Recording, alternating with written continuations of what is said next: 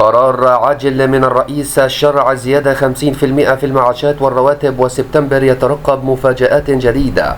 متابعينا الكرام، حتى لا تفوتكم أخبارنا العاجلة رجاء لا تنسوا دعم القناة بالاشتراك فيها وتفعلوا زر الجرس، وإليكم التفاصيل الكاملة. في تطور اقتصادي مهم يترقب الشارع السوري مستجدات جديدة بشأن الرواتب والمعاشات بعد القرارات التي اتخذها الرئيس أحمد الشرع خلال الفترة الحالية لتحسين مستوى دخول المواطنين وسط حالة من الاهتمام الواسع مع اقتراب شهر سبتمبر.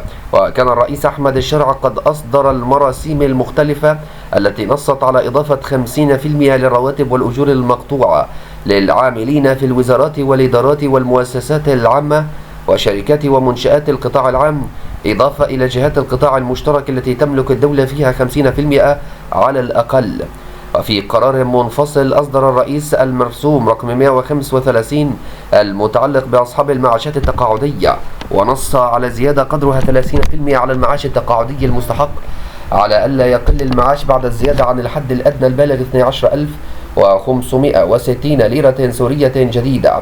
ومع اقتراب سبتمبر تتزايد التساؤلات بين المواطنين حول إمكانية صدور قرار جديد يتضمن زيادة إضافية للمعاشات أو الرواتب، خصوصا بعدما أكد الرئيس الشرع أن الزيادة الحالية ليست نهائية، وأن الدولة مستمرة في تطوير منظومة الأجور والرواتب بما يضمن حياة كريمة للمواطنين بمن فيهم العاملون والمتقاعدون.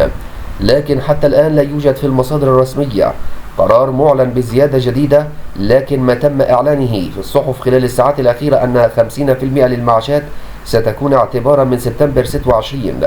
لذلك للجميع استعدوا لهذه الزيادة، ويأتي ذلك وسط اهتمام كبير من أصحاب المعاشات والموظفين بأن قرارات اقتصادية جديدة، خصوصا أن تحسين الدخول أصبح أحد الملفات الرئيسية التي ركزت عليها الحكومة السورية خلال الفترة الأخيرة. وبينما ينتظر المواطنون ما قد يحمله شهر سبتمبر من قرارات، يبقى الحسم مرتبطا بما يصدر رسميا عن رئاسة الجمهورية ووزارة المالية، خاصة أن أي زيادة جديدة في المعاشات ستشكل خبرا مهما لشريحة واسعة من الأسر السورية. ووفقا لآخر التطورات أن هذه الزيادة ستكون كافية لمعدلات التضخم والزيادات الكبيرة التي ضربت السوق السوري بشكل مفاجئ خلال الفترة الأخيرة، وستكون معين كبير لجميع السوريين على شراء المستلزمات اليومية. متابعينا الكرام، حتى لا تفوتكم أخبارنا العاجلة رجاء لا تنسوا دعم القناة بالاشتراك فيها وتفعلوا زر الجرس. دمتم في رعاية الله وحفظه وأمنه، والسلام عليكم ورحمة الله وبركاته.